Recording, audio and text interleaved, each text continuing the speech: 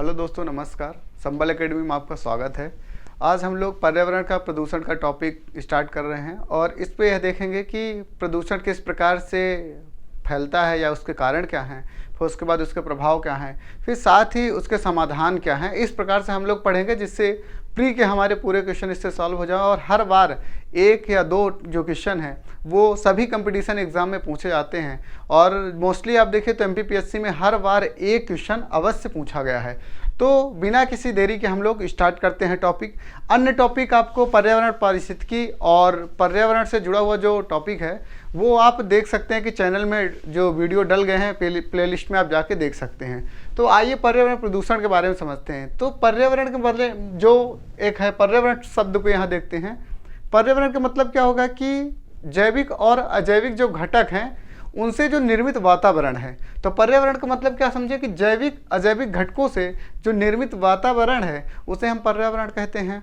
और इसी जब पर्यावरण में इन घटकों में परिवर्तन होना प्रारंभ हो जाता है, मतलब कि जो उनका प्राकृतिक रूप है वह प्राकृतिक रूप में कुछ अवांछनीय परिवर्तन होता है, तो उन अवांछनीय परिवर्तन को ही क्या बोलते हैं? पर्यावरण प्रदूषण बोलते हैं। तो क्या लिख सकते हैं? प्राकृतिक तत्वों में, है ना,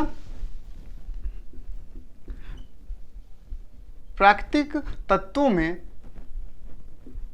अवांछनीय परिवर्तन, अवांछनीय जो परिवर्तन है, अवांछनीय परिवर्तन को ही हम क्या कहते हैं? पर्यावरण प्रदूषण कहते हैं। तो ये अवांछनीय परिवर्तन पर्यावरण अगर प्रदूषण कहलाता है, इससे फिर प्रॉब्लम क्या होती है? इससे क्या होता है कि जो प्रकृति होती है, जो प्रकृति का स्वरूप होता है, उस स्वरूप में क्या होता है? क्षरण प्रारंभ हो जाता है। क्षरण का मतलब आप लगा सकते हैं कि जो गुणवत्ता में क्या हो सकता है? यहाँ ह्रास होना चालू हो जाता है। मतलब डिग्रेडेशन क्या होता है कि गुणवत्ता में या डिग्रेडेशन क्या हो जाता है? प्रारंभ हो जाता है। जैसे वायु है या हवा है तो हवा की गुणवत्ता क्या हो जाएगी? कम हो जाएगी। जैसे मृदा है तो मृदा में क्या हो जाएगा? पॉल्यूशन हो जाएगा, जिससे उसकी उर्वरक जो क्षमता होती है वो क्या हो जाएगी? कम हो जाएगी। तो हम लोग क्या समझे कि पर्यावरण प्रदूषण प्राकृतिक तत्वों में अवांछनीय परिवर्तन है, जैसे प्रकृति का स्वरूप क्या होता है? परिवर्तित हो जाता है। तो इसका परिवर्तन का जो स्वरूप होता है वह आप कैसे समझ सकते हैं? जैसे वायु प्रदूषण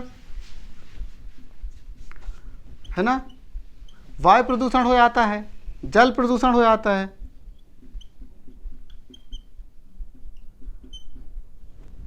ध्वनि प्रदूषण,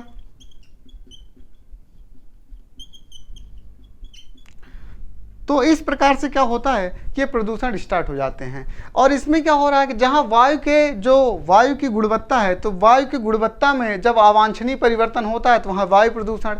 जब जल के गुणवत्ता में अवांछनीय परिवर्तन होता है वहां जल प्रदूषण। ध्वनि प्रदूषण, जब क्या होती है? ध्वनि की मात्रा औसत से अधिक बढ़ जाती है, मतलब कि मानव की जो क्षमता है उस क्षमता से सहन जो क्षमता होती है उससे अगर आगे बढ़ जाती है तो उसे हम क्या बोलते हैं? ध्वनि प्रदूषण। तो प्रदूषण की हम लोगों ने परिभाषा देख लिया। अब हम लोग इसमें समझने का प्रयास करते हैं कि प्राथमिक प्रदूषण कौन से होते हैं और द्वितीयक प्रदूषण कौन से होते हैं, और इनके सभी एग्जाम्पल को ही हम लोग क्रमबद्ध रूप से देखते हैं और आगे बढ़ते हैं। ठीक है ना, तो इसको हम लोग मिटाते हैं और इसको आगे बढ़ते हैं। तो हम लोग इसमें देख लेते हैं पर्यावरण प्रदूषण। हम लोग देखें तो इसमें प्रदूषक कितने प्रकार के होते हैं। तो प्रदूषक में हम लोग देखते हैं, प्रदूषक का मतलब क्या होता है कि जो प्रदूषण फैलाता है ना, प्रदूषण जो फैलाते हैं वो प्रदूषक कहलाते हैं। प्रदूषक में क्या हो गया? जो प्रदूषण को क्या कहलाते हैं? फैलाते हैं। जो प्रदूषण को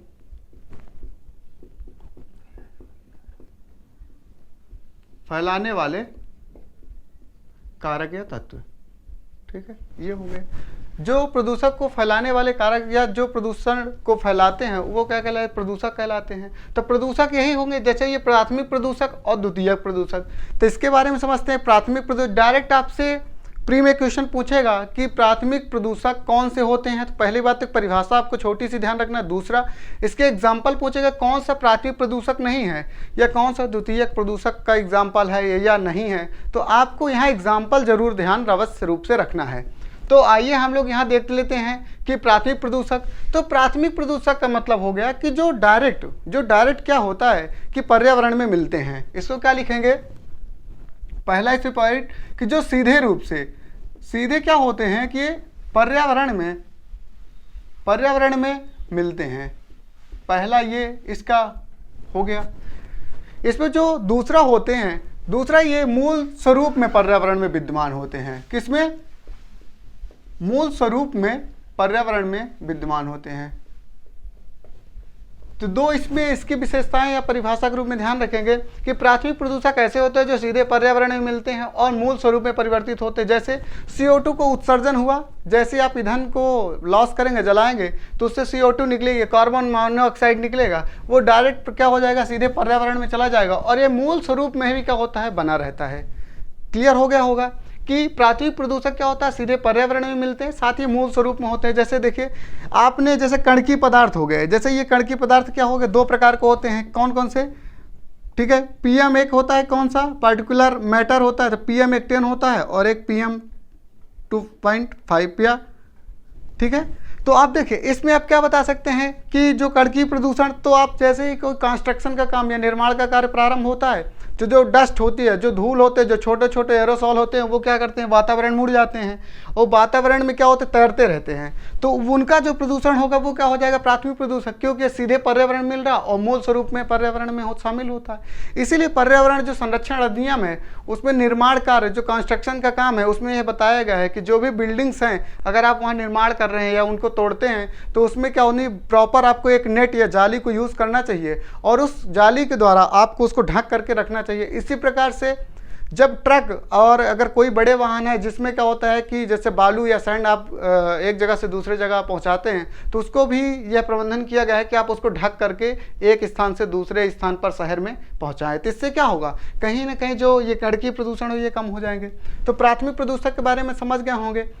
तो इसके एग्जाम्पल भी हम लोग देख लेते हैं। और द्वितीयक प्रदूषक में अगर आप जाएंगे तो द्वितीयक प्रदूषक ऐसे प्रदूषक होते हैं जो वातावरण में क्या होते हैं कि वातावरण में जो फैले हुए होते हैं, साथ ये क्या करते हैं, दूसरे प्रकार के जो इस प्रथम प्रकार के जो प्रदूषक होते हैं इनसे क्रिया करके दूसरे प्रकार के प्रदूषकों का निर्माण होता है।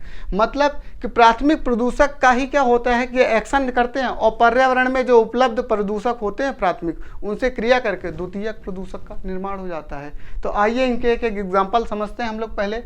पहले हम लोग प्राथमिक प्रदूषक को समझते हैं। तो प्राथमिक प्रदूषक में देखिए सबसे पहले आपको DDT को याद रखना है, बहुत ही इंपॉर्टेंट है DDT। फिर CO2 आपको याद रखना है, कार्बन डाइऑक्साइड को, कार्बन मोनोऑक्साइड CO को याद रखना है, फिर सल्फर के ऑक्साइड को याद रखना है SO2, फिर अमोनिया भी आपका क्या है, एक प्राथमिक प्रदूषक है। तो आपको डायरेक्ट इसको पूछ सकता है कि कौन सा इनमें से नहीं है, तो आपको सभी को यहाँ एक स्क्रीनशॉट लेना है या लिख के रख लेना है और इसको रिवाइज करना है बार बार, जिससे आपका कोई भी क्वेश्चन गलत ना हो। तो यहाँ क्या देखा हम लोग, DDT हो गया, CO2, क्योंकि DDT क्या हो रहा है कि DDT इतना ज़्यादा प्रदूषक है जो एक साल नहीं बल्कि इसका मतलब अगर आप देखें तो पर्यावरण में प्रभाव एक लंबे समय तक होता है। इसलिए सरकार ने DDT पर प्रतिबंध लगाकर रखा है वर्तमान में, और पक्षियों के लिए तो बहुत ही नुकसानदेह है, इसलिए DDT को प्रतिबंधित किया गया है। साथ ही CO2, फिर कार्बन मोनोऑक्साइड, फिर सल्फर के ऑक्साइड, अमोनिया, फिर नाइट्रिक ऑक्साइड, साथ ही कणकीय पदार्थ में दो प्रकार PM10 और PM 2.5 इसमें आते हैं इन प्रदूषक को, जिसमें एरोसॉल को शामिल कर सकते हैं। फिर ये आता है BOCS, इसमें आप इसको जरूर ध्यान रखेंगे, वोलेटाइल ऑर्गेनिक कंपाउंड। ये आपको डायरेक्ट फुल फॉर्म भी पूछ सकता है या तो डायरेक्ट पूछ सकता है कि ये कौन सा प्रदूषक है, तो आपको कंफ्यूज नहीं होना है वोलेटाइल ऑर्गेनिक कंपाउंड में, और इसको ध्यान रखेंगे। ये क्वेश्चन पूछा गया क्वेश्चन है, इसलिए इसको ध्यान रखें। साथ ये पूछा गया है, और कार्बन मोनोऑक्साइड MPPSC में पूछा गया है। तो ये दो क्वेश्चन आपके MPPSC में भी पूछे गए हैं, इसलिए यहाँ से इसको ध्यान रखना है। फिर आइए द्वितीयक प्रदूषक के बारे में देखते हैं। प्राथमिक प्रदूषक को आप समझ गए जो सीधे पर्यावरण में शामिल होते हैं, और द्वितीयक जो प्रदूषक होते हैं यह क्या होते हैं, प्राथमिक प्रदूषक पर वातावरण के पदार्थों में अंतःक्रिया होती है इसमें, है ना। इसमें क्या होता है, यह प्राथमिक प्रकार के प्राथमिक प्रदूषक होते हैं, प्लस ये क्या करता है, वातावरण से क्रिया करता है। जो प्राथमिक प्रदूषक होते हैं ये जब वातावरण से क्रिया कर लेते हैं, इसके बाद जब बनने वाले जो प्रदूषक होते हैं वो द्वितीयक प्रदूषक कहलाते हैं। इसका एग्जाम्पल, सबसे अच्छा एग्जाम्पल आप यहाँ देख सकते हैं। इसमें पेन को लेते हैं, परऑक्सी एसिटिल नाइट्रेट, फिर O3 ओजोन। ओजोन के बारे में आप जानते हैं कि यह अगर क्षोभ मंडल के ऊपरी परत में या समताप मंडल में कहाँ लगभग 25 से अगर 35 किलोमीटर या 50 किलोमीटर की ऊंचाई में पाई जाती है तो एक जीवन रक्षक के रूप में, सुरक्षा जो कवच होता है, शील्ड के रूप में पृथ्वी के लिए कार्य करती है। वहीं जब O3 क्षोभ मंडल के निचले के परतों में आ जाती है तो इसे एक पर्यावरण प्रदूषक के रूप में कार्य करती है। इसीलिए O3 क्या हो जाता है यहाँ प्रदूषक, द्वितीय प्रदूषक के रूप में आता है। फिर सल्फर के ट्राई ऑक्साइड इसमें देख लीजिए आप, सल्फर ट्राई ऑक्साइड हो गया। फिर सल्फ्यूरिक अम्ल को भी इसमें शामिल करते हैं। फिर इसमें प्रकाश रासायनिक स्मोक, प्रकाश रासायनिक स्मोक को आप समझ लेंगे क्योंकि यहाँ भी क्वेश्चन पूछा जाता है कि प्रकाश जो रासायनिक स्मोक है ये किससे निर्मित होता है। तो प्रकाश जो रासायनिक जो स्मोक है वह 3 चीज़ों से मिलकर बना होता है, तो इसको ध्यान रखेंगे। पहला इसमें O3 है ना, पहला इसमें कौन सा शामिल होता है, ओजोन परत शामिल होती है ना, ओजोन जो प्रदूषक होता है वो शामिल होता है। दूसरा इसमें प्रकाश, ठीक है, सूर्य का इसमें प्रकाश शामिल होता है। तीसरा नाइट्रोजन डाइऑक्साइड, इसको लिख सकते हैं आप,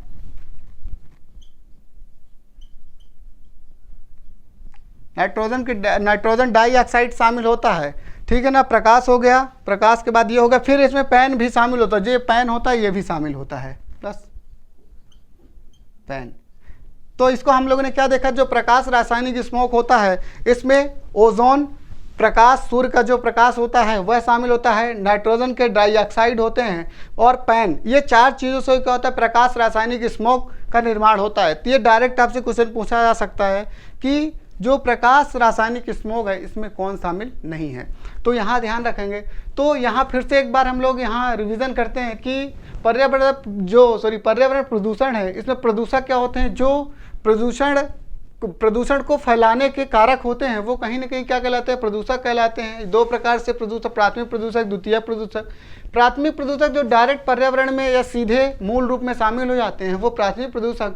द्वितीयक प्रदूषक वैसे प्रदूषक होते हैं जो प्राथमिक प्रदूषक के साथ वातावरण में क्रिया कर लेते हैं और द्वितीयक प्रदूषक का निर्माण हो जाता है।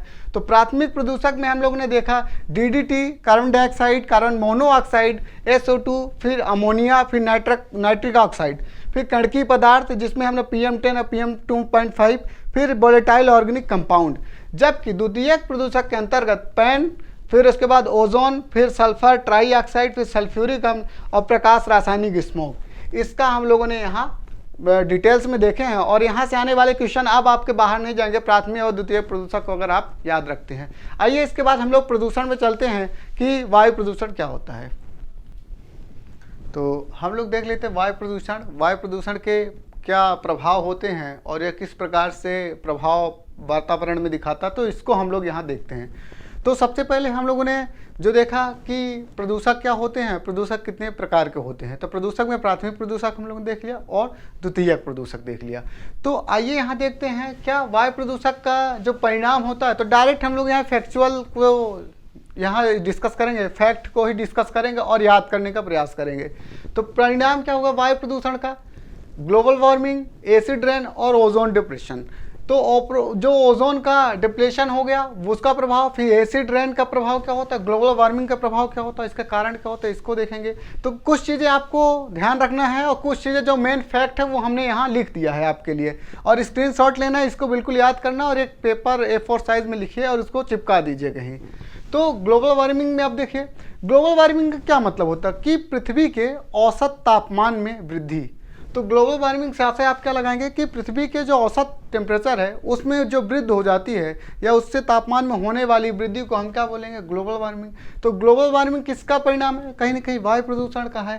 तो ग्लोबल वार्मिंग में जो शामिल होने वाली गैसेस है, ये ग्लोबल वार्मिंग की जो गैस शामिल है इसमें, तो कौन कौन सी गैस है वो हमने यहाँ लिख दिया है। साथ ही जो ग्लोबल वार्मिंग की संकल्पना है, तो यह सबसे पहले जोसेफ जो फोरियर, इसको आप नाम याद रखेंगे, जोसेफ जो फोरियर नाम की विद्वान होते हैं, इन्होंने ही, जोसेफ फोरियर नामक जो विद्वान है, इन्होंने ही सबसे पहले जो संकल्पना प्रस्तुत किए थे किसकी, ग्लोबल वार्मिंग की, तो वो इनके द्वारा प्रस्तुत की गई थी। ये डायरेक्ट क्वेश्चन पूछा जा सकता है। फिर यहाँ गैसेस देख लीजिए, ग्रीन हाउस गैसेस कौन कौन सी है, तो जैसे जलवाष्प, CO2, मीथेन, फिर नाइट्रस ऑक्साइड, फिर हाइड्रोफ्लोरोकार्बन, फिर उसके बाद पर फ्लोरोकार्बन, फिर सल्फर हेक्सा फ्लोराइड।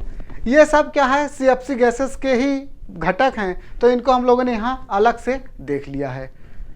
ठीक है, तो यहाँ देखिए सबसे पहले कि ग्लोबल वार्मिंग को जो गैसेस हैं, ये सभी गैसेस कौन से ग्लोबल वार्मिंग गैसेस हैं, ग्रीन हाउस जो गैस हैं या इफेक्ट करने वाली गैसेस, तो इनके बारे में देख लेते हैं थोड़ा थोड़ा।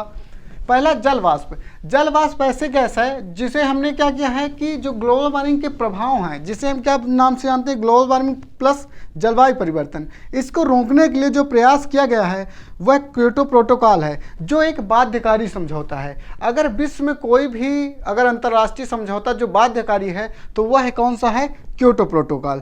तो ये विकसित जो देश थे, उन विकसित देशों के लिए क्या किया गया था, इसमें कार्बन जो उत्सर्जन है, कार्बन उत्सर्जन कम करने का यहाँ प्रयास किया गया था। तो इस कार्बन जो क्योटो प्रोटोकॉल है, तो क्योटो प्रोटोकॉल के साथ इसको नहीं जोड़ा गया है ना।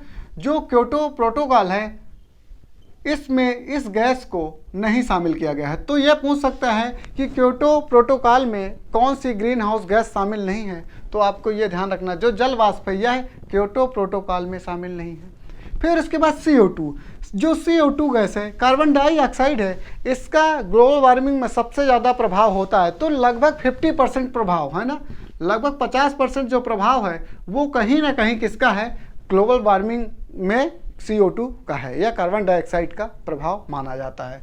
फिर उसके बाद देखिए, जो कार्बन डाइऑक्साइड आप जानते हैं, जो जीवाश्म ईंधन का जलाते हैं हम लोग, वहाँ से CO2 और कार्बन मोनोऑक्साइड निकलती है। प्री में MPPSC में क्वेश्चन पूछा गया है कि जो CO2 है या कार्बन मोनोऑक्साइड जो दूसरी गैस है, यह कैसे प्राप्त होती है, वातावरण में निष्कासित की जाती हैं। तो जो हम लोग जीवाश्म का अपूर्ण दहन करते हैं, जो पूर्ण रूप से दहन नहीं हो पाता है, उसके द्वारा कौन सी गैसेस, CO2 और कार्बन मोनोऑक्साइड निकलती है। उसके बाद मीथेन, मीथेन का लगभग अब 20% का योगदान ग्लोबल वार्मिंग में है। ठीक है, और जो जुगाली करने वाले जो जानवर हैं, कौन से जुगाली करने वाले जानवर हो गए, जैसे दीमक हो गई, फिर उसके बाद आपका जो धान के गैस हो गए ये, और इसके साथ ही जो प्राकृतिक मर्सीलैंड है, जो प्राकृतिक दलदली भाग है, तो प्राकृतिक जो दलदली भाग है ना, प्राकृतिक दलदली क्षेत्र हैं, दलदली क्षेत्र हैं, इन प्राकृतिक दलदली क्षेत्र से लगभग 76% है ना, 75% से अधिक जो गैस निकलती है, कौन सी मीथेन, वह सबसे ज़्यादा प्रभाव ग्लोबल वार्मिंग में यहाँ कर रही है। कितना, 20%। तो प्राकृतिक जो दलदली क्षेत्र से निकलने वाली जो मीथेन है वो सबसे ज़्यादा उसका परसेंटेज है, ये ध्यान रखेंगे, क्योंकि इसमें डायरेक्ट आपसे पूछा जाता है प्राकृतिक रूप से मीथेन निकल रही है या मानव के प्रक्रिया द्वारा, तो यहाँ आपको प्राकृतिक दलदली क्षेत्रों को ध्यान रखना है। फिर नाइट्रस ऑक्साइड इस पे देखिए चौथे नंबर में, फिर हाइड्रोफ्लोरोकार्बन HFC, फिर पर फ्लोरोकार्बन PFC। ठीक है, फिर इसके बाद इसमें सल्फर हेक्साफ्लोराइड। इसमें से डायरेक्ट आपसे क्वेश्चन पूछेगा कौन सा ग्लोबल वार्मिंग के लिए उत्तरदायी गैस नहीं है, तो आपको ये सभी गैसेस को क्या करना है, याद रखना है, ध्यान में रखना है। फिर इस ग्लोबल वार्मिंग के प्रभाव को कम करने के लिए जो प्रयास किया गया वैश्विक स्तर पे वो कौन सा था, क्योटो प्रोटोकॉल था। और 1997 में है ना, 1997 में जापान के क्योटो शहर में ये क्योटो प्रोटोकॉल को आयोजित किया जाता है और इसको क्या किया जाता है, प्रभावी बनाने का प्रयास यहाँ से किया जाता है। आज ही ये कौन सा ऐसा समझौता है जो वैश्विक स्तर पर एक बाध्यकारी समझौते के रूप में लागू है। तो ग्लोबल वार्मिंग के जो प्रभाव थे या परिणाम थे ये हम लोगों ने देखे। और ग्लोबल वार्मिंग के प्रभाव आप समझ सकते हैं सामान्य क्या हो सकते हैं, कि जैसे जो ग्लेशियर हैं तो ग्लेशियर क्या हो रहे हैं, पिघल रहे हैं। पहला इसका देख सकते हैं ग्लोबल वार्मिंग का प्रभाव क्या होगा, ग्लेशियर का पिघलना पहला। दूसरा कि जल स्तर, जब ग्लेशियर पिघलेगा तो जल स्तर क्या हो रहा, समुद्र का जल स्तर का बढ़ना दूसरा। तीसरा जलवायु परिवर्तन आ रहा है, जलवायु परिवर्तन इसका प्रभाव होगा तीसरा हो गया। चौथे नंबर में आप बता सकते हैं कि जो वनों में, जैसे अमेजन वन में अभी आग तत्काल में लगी थी, फिर ऑस्ट्रेलिया के जंगल में आग लगी थी, तो ये आग का लगना भी कहीं ना कहीं किससे जुड़ा हुआ है, जो क्लाइमेट परिवर्तन से जुड़ा हुआ है। तो ये चौथे नंबर में आप बाढ़ और सूखा के प्रभाव का बढ़ना, ये कहीं ना कहीं ग्लोबल वार्मिंग के प्रभाव आप बता सकते हैं। तो इनको आप क्या करेंगे, ध्यान रखेंगे। फिर उसके बाद आ जाते हैं एसिड रेन या अम्लीय वर्षा। तो अम्लीय वर्षा कैसी वर्षा होती है जिसका pH मान क्या होता है 5 6 से 5 से 6 के मतलब 5 और 6 के क्या होता है नीचे होता है। तो ऐसी जो वर्षा होती है उसे कौन से वर्षा कहते हैं? अम्लीय वर्षा। इसमें क्या होता है, नाइट्रोजन के ऑक्साइड और सल्फर डाइऑक्साइड के जो होते हैं, ये नाइट्रोजन के जो ऑक्साइड होते हैं ये नाइट्रिक अम्ल और सल्फर के जो ऑक्साइड डाइऑक्साइड होते हैं ये क्या करते हैं? सल्फ्यूरिक अम्ल, है ना। तो नाइट्रिक अम्ल और सल्फ्यूरिक अम्ल क्या बना लेते हैं और यह वर्षा के रूप में क्या होता है कि धरातल पर आ जाते हैं। तो ऐसी वर्षा, और जिससे क्या होता है कि ये जो नाइट्रिक अम्ल होता है, सल्फ्यूरिक अम्ल होता है, इसका जब जल में, प्राकृतिक जल में मिल जाते हैं तो इससे क्या होता है उस जल का पीएच मान कम हो जाता है, 5 और 6 के बीच या मध्य में रहता है। इससे जब कम गिर जाता है तो इसके हम क्या बोलते हैं? Acid rain. जो एसिड रेन होती है इसका जो सबसे पहले इसका जो प्रभाव दिखाई देता है वो सबसे पहले आपका स्वीडन में 1972 में इसके प्रभाव को देखा जाता है। तो आपसे डायरेक्ट पूछा जा सकता है कि जो अम्ल वर्षा है, अम्ल वर्षा का प्रथम बार जो प्रभाव देखा गया वो सबसे पहले कहाँ देखा गया? तो 1972 में स्वीडन में देखा जाता है। फिर जो सर्वाधिक प्रभाव होता है, देखिए कहीं ना कहीं क्या हुआ, जैसे स्कैंडिनेविया जो देश है, स्कैंडिनेविया प्रायद्वीप, जैसे इसमें नॉर्वे, स्वीडन और फिनलैंड, इस क्षेत्र में इसके वर्षा का प्रभाव दिखाई दिया। कहाँ? स्कैंडिनेवियन प्रायद्वीप क्षेत्र में, स्कैंडिनेवियाई जो देश है वहाँ, है ना, कहाँ का? नॉर्वे, स्वीडन, फिनलैंड में, और डेनमार्क और कनाडा में भी इसका प्रभाव आपको दिखाई देता है। आइसलैंड जो द्वीप है वहाँ प्रभाव दिखाई देता है। मतलब एक नार्डिक जो कंट्री है ना, नार्डिक जो कंट्री है, इस नार्डिक कंट्री में इसका प्रभाव दिखाई देता है। क्यों? क्योंकि कहीं ना कहीं जो 1800 के बाद जो वहाँ औद्योगिक क्रांति, जो मतलब बोल सकते हैं 18वीं शताब्दी में जो औद्योगिक क्रांति का वहाँ विकास हुआ, औद्योगिक क्रांति का जो विस्तार हुआ, उसमें क्या हुआ कि जीवाश्म ईंधन का अधिक से अधिक प्रयोग किया गया। इसलिए ग्लोबल वार्मिंग के जो प्रभाव बढ़ा, साथ ही जो विभिन्न प्रकार के कार्बनिक गैस जैसे CO2 और फिर यहाँ नाइट्रोजन, सल्फर, इन सभी गैसों का उत्सर्जन हुआ। इससे क्या हुआ कि वहाँ के वायुमंडल में क्या हुआ कि वातावरण के चारों ओर ये गैसेस फैल गई और उसके द्वारा वर्षा में शामिल होकर के सबसे पहले अम्लीय वर्षा का इसीलिए प्रभाव स्कैंडिनेवियाई जो प्रायद्वीप क्षेत्र है इस क्षेत्र में दिखाई देता है।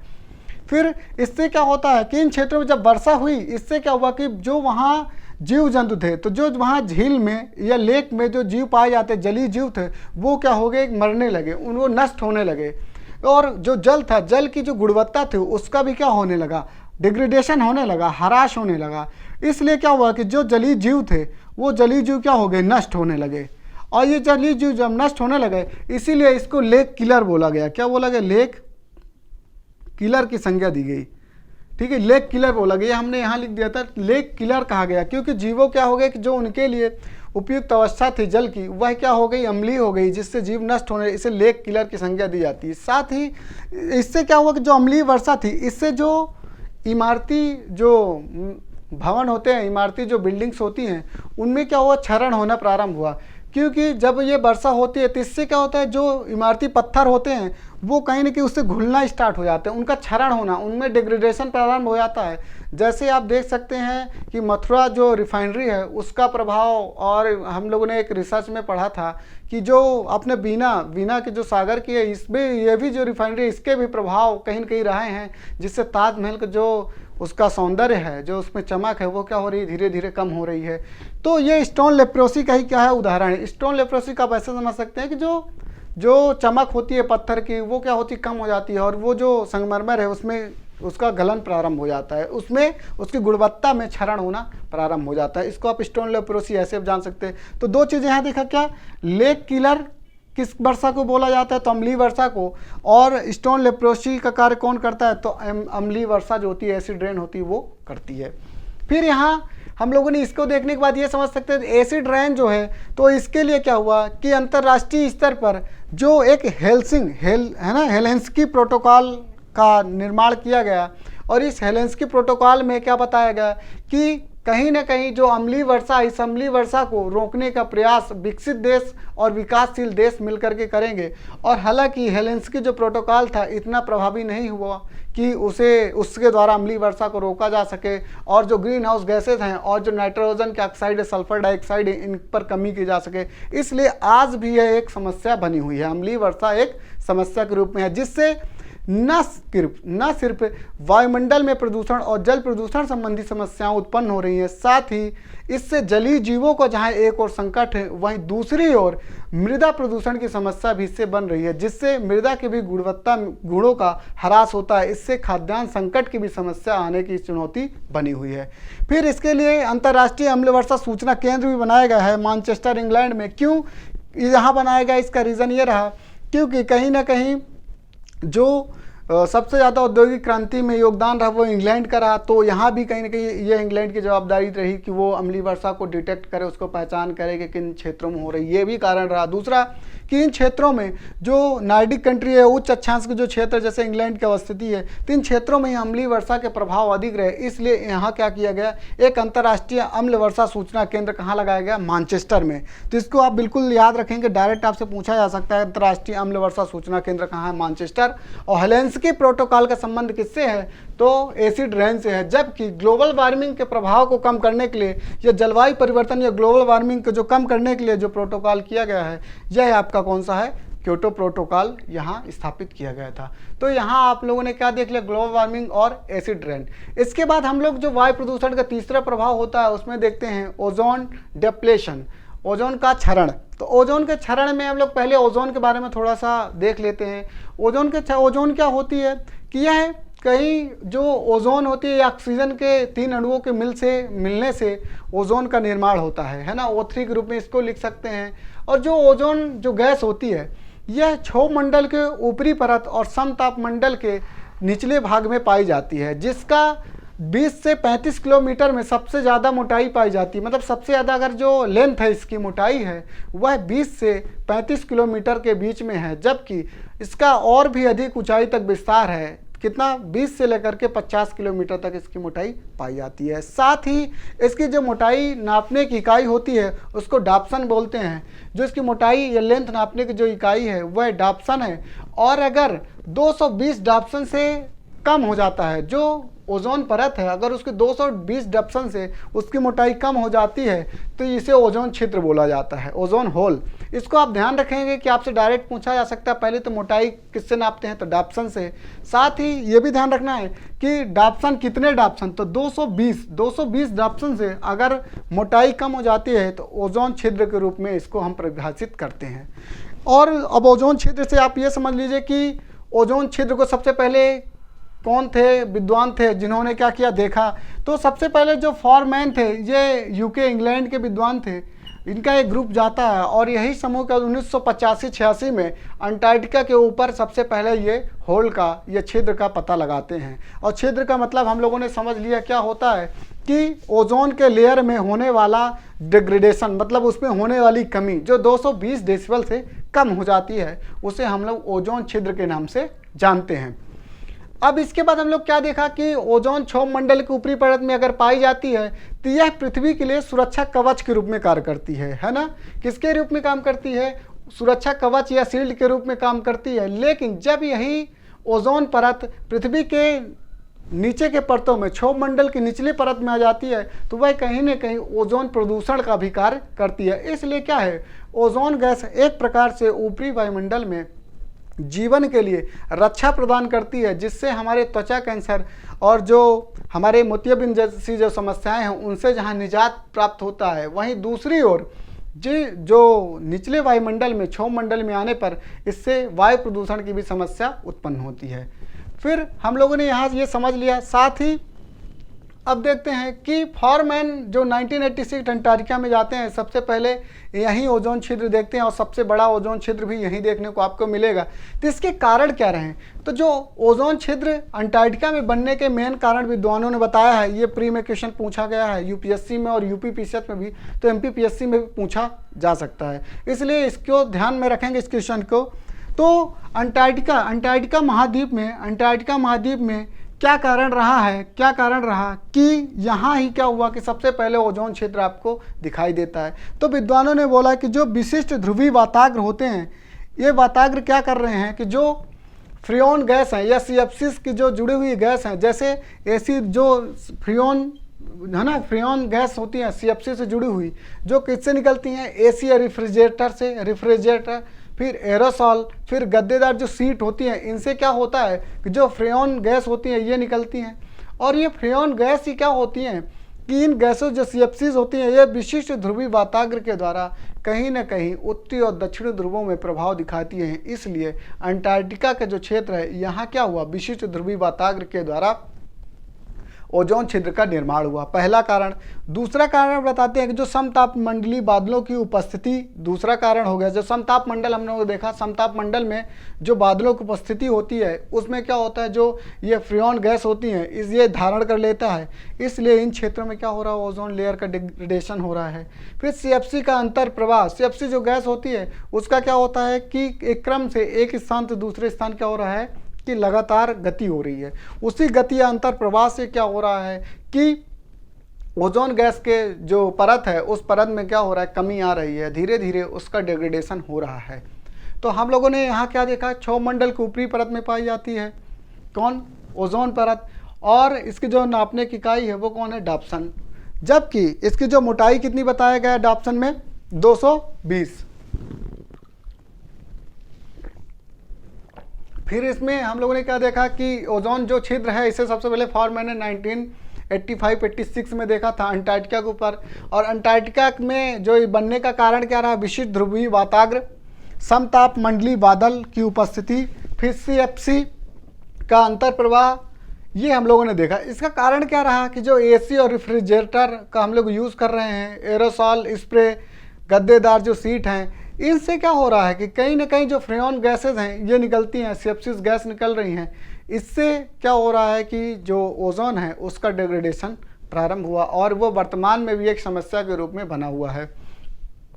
इसके समाधान में क्या प्रयास किया गया, तो वियना कन्वेंशन 1985 में बुलाया गया और वियना कन्वेंशन के ही फिर अंतर्गत क्या होता है, वियना कन्वेंशन 1985 में आता है, फिर इसका ही जो प्रभाव होता है वो मॉन्ट्रियल प्रोटोकॉल 1987 में दिखाई देता है।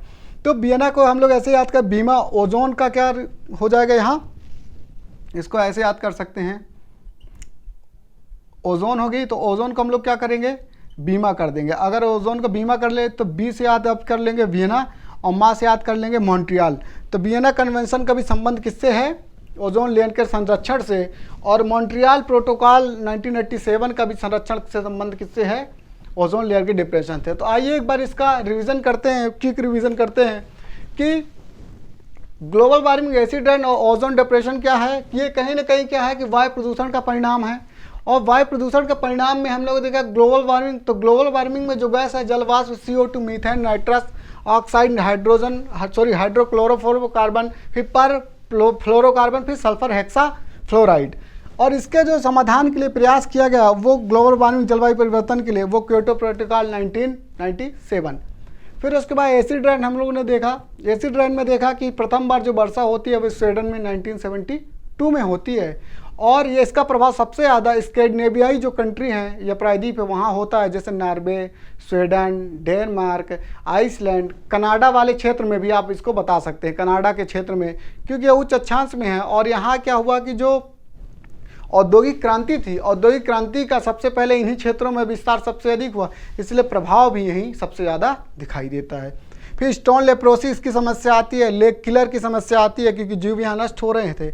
इसके लिए हेलेंस्की प्रोटोकॉल आता है जो फिनलैंड की राजधानी है, ये भी आप ध्यान रखेंगे।